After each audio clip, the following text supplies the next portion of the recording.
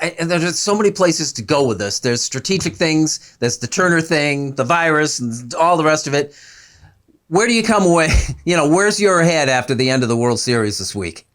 Well, I mean, clearly once the series is over, once the season is over, all safety precautions are right out the window. So first say that. Let's just say, as long as there's no advertisers to please or no next game to play, or thank goodness there wasn't a Game 7. Who knows if Turner would have played or if anybody else in the Dodgers would have caught COVID-19. Now that that's done, we can now stop worrying, I guess, about the safeties of the players and the organizations.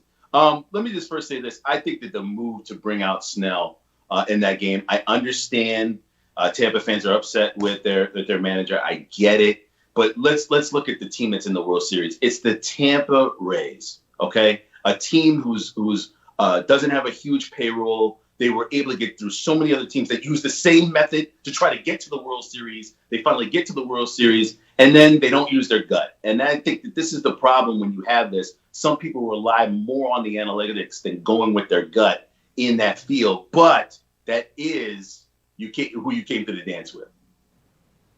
I mean, this series was every baseball nerd's dream, right? First of all, I mean, I know you old guys that are baseball religious people hate analytics, so it gets lost on an analytics move. So you love that. Also, didn't we talk about the last couple of weeks how you hate the home run and modern baseball people hate the home run and how dare you change the game? This game was everything a baseball nerd could have wanted. A hit for hit, back and forth, multiple amazing games, losing a game on a double error home plate, right? Like after all of the stuff that happened over the last couple of months, right? 60-game season, expanded playoffs, like everything guys like you, Bill, could have wanted out of this series, you got. It was very old school.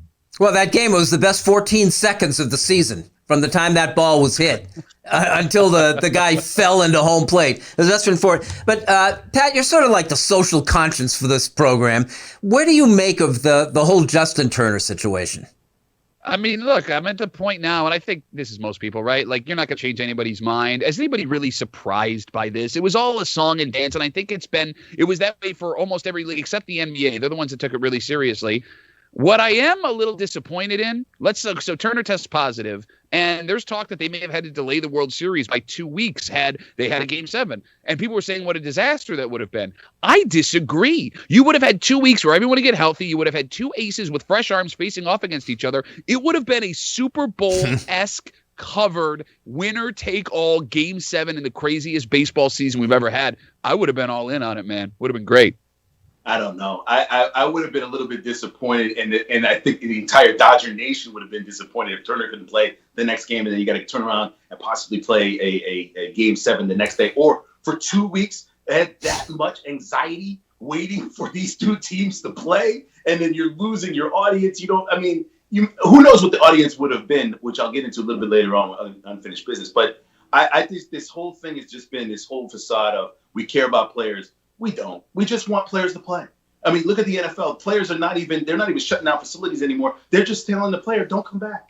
And we're going to go play next week. So it's a totally different belief now of safety of players only until they play the game. And then after that, okay, that's fine. We're going to just keep on doing what we're doing to try to get as much games in, which I don't mind. I get it. But it's not about the health of the player. But you've got Turner on the field post-game, in some cases maskless. And I don't know that the situation about whether or not this team is going to be allowed a victory parade or anything is yet to be decided. There's talk that the Lakers parade, when they won, caused a little spike in the virus. It just strikes me as just being so typical, and that the office, the Major League Baseball's office, must have been so relieved that game ended it, and they can just wash their hands of this season. Yeah, but you're not going to tear Turner away from that celebration. I mean, that's a celebration you don't get to have. But don't you have to? No, I don't think they have the guts to do it. That's like a graduation moment. That is a great moment with your team. You've gone through so much. You've been saying the health aspect of it. That's why it's hypocritical. You're saying the health aspect of it. The right thing to do is to take him off the field, but it's a celebration you don't get to have next week. You don't get to have next month. You don't get to have in 2 weeks out of a year. It's that moment, and they couldn't control it. We did cancel graduations this year. I mean, great. So a graduation moment. Whole bunch of kids last year that had once-in-a-lifetime proms and graduations and all that stuff. They didn't get to have it. I mean, it's irresponsible, especially when he had the ability to take himself out of the situation. I care about these guys, right? Well, now you're exposing them to all this stuff. And God forbid something terrible happens. That's what this guy will be remembered for the rest of his career. Yeah, and he's one of the real stand-up guys on that team. At least, that was the image he projected.